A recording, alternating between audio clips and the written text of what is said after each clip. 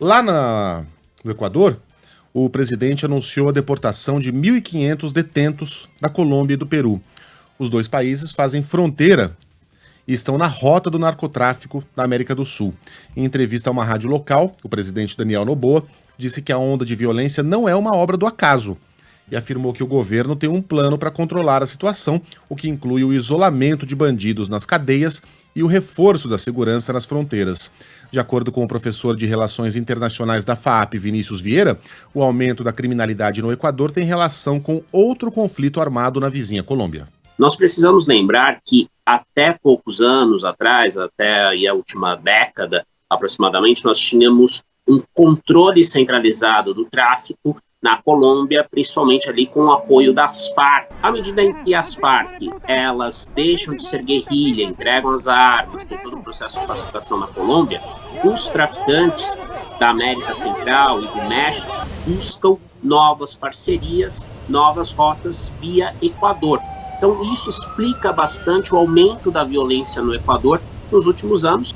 Sabe que a gente continua recebendo várias mensagens dos nossos ouvintes, ontem também foi assim, com essa comparação em relação ao Rio de Janeiro. E muitos dos nossos ouvintes falando a situação no Rio de Janeiro é pior. E é difícil a gente fazer a avaliação. O Megali acabou de destrinchar a situação que o Brasil vive.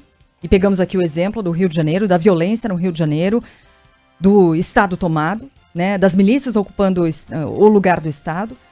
Mas é importante que a gente faça distinções do que esse momento tem de particular no Equador. Aliás, o Equador é um país. A gente está falando do Rio de Janeiro, cidade, né, que sai estado, mas a gente está falando do Equador, um país inteiro com cidades diferentes. Então, você está falando de Quito, de Guayaquil, com situações mais ou menos graves, mas acontecendo a mesma coisa. Você está falando de uma rotina 100% alterada. A gente tem conversado com moradores que contam que não podem sair às ruas, porque essa é a recomendação. Aliás, comércio fechado, escolas com aulas suspensas, os bancos, agências bancárias fechadas. Então, tem essa particularidade desse momento que diferencia da situação no Rio de Janeiro. Né? E outra, a gente fala do Rio de Janeiro todos os dias. Todos os dias, praticamente, da violência no Rio de Janeiro, em Salvador, em São Paulo. Também não é algo que está sendo apagado do noticiário pelo que está acontecendo no Equador. Pelo contrário, o Equador está sendo agregado aqui nas páginas de jornais e minutos de rádio e TV da maneira mais trágica possível.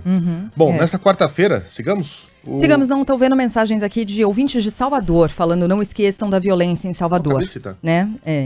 E é isso, a gente falou do Rio de Janeiro, mas Salvador, aliás, pouco antes de a gente viajar para Salvador, no final do ano passado, ali para outubro, novembro, né? A gente estava exatamente num momento crítico em que a gente falava bastante sobre a segurança pública na Bahia e nesse caso aqui em Salvador. Bom, Valeu, obrigada pelas participações, Valeu, gente. Rapaziada.